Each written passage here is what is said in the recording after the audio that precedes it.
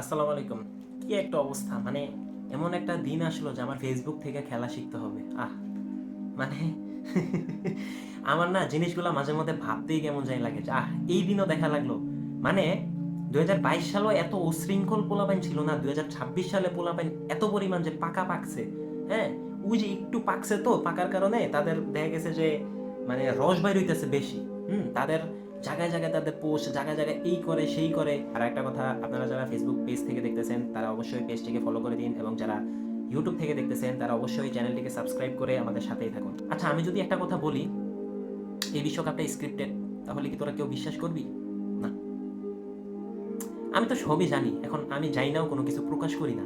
আমি অনেক আগেই প্রকাশ করতাম, কিন্তু প্রকাশ করলে বলবি কিরে তাইলে তুই ফুটবল দেখোস কেন, মানে আমারে বলবি কিরে তাহলে তুই কেন ফুটবল দেখোস। এই জন্য আমি মূলত কিছুই প্রকাশ করি না।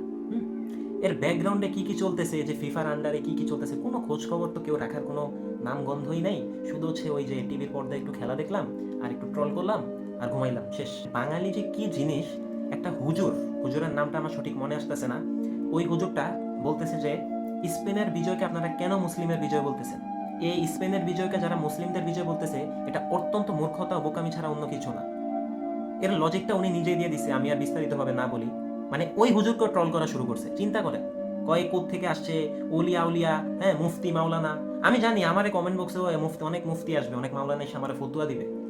আমার এগুলো ভালো করে জানা আছে, ঠিক আছে। আর আমি কেন বলছি ওই কথা, কারণ চারিদিকে যা শুনতেছি বা দেখতেছি, এগুলো যদি একবার আপনি নিজে দেখে ফেলেন তাহলে আপনার পরিপূর্ণভাবে ফুটবল থেকে মন উঠে যাবে। ফাইনালের পর এনজো ফার্নান্দেস, ডি পল তাদের ইনস্টা পোস্টে যেভাবে ইঙ্গিত দিতেছে, ইঙ্গিতগুলো আসলেই কোনো নর্মাল ছিল না। এমনকি আর্জেন্টিনার খেলার আগে, ফাইনাল খেলার আগে, মেসি যে তাদের গেস্ট রুমে গেছিল, গেস্ট রুম থেকে যখন বের হওয়ার আগে একটা কথা বলছে, তোমাদের কাজ হচ্ছে শুধুমাত্র খেলা, তোমাদের অন্য সবকিছু তোমরা ভুলে যাও। তখন আপনারা এনজো ফার্নান্দেসের চেহারাটা একটু লক্ষ্য করেন, আর লিসান্দ্রো মার্টিনেজের চেহারাটা একটু লক্ষ্য করেন। তাদের মধ্যে কেমন যেন একটা হতাশা হতাশা ভাব তৈরি হয়েছে। তাদের চেহারার মধ্যে মানে খেলার আগেই তাদের কেউ যেন একটা দুঃসংবাদ দিয়ে দিছে, এরকম একটা অবস্থা তাদের। তারপরে আরেকটা জিনিস লক্ষ্য করেন, স্পেন এমন একটা টিম, স্পেনের সাথে যতগুলা টিম খেলা হয়েছে, যতগুলা দলের, আই মিন পর্তুগাল, বেলজিয়াম, তারপর হচ্ছে আর্জেন্টিনা, আপনি একটা জিনিস খেয়াল করেন, প্রত্যেকটা টিমের প্লেয়ার কিন্তু ইনজুরি হইতেছে। লাইক নুনো মেন্ডেসের মতো একটা প্লেয়ার, শক্তিশালী একটা ডিফেন্স, তার মতো একটা প্লেয়ার ইনজুরি হয়েছে স্পেনের সাথে খেলার সময়।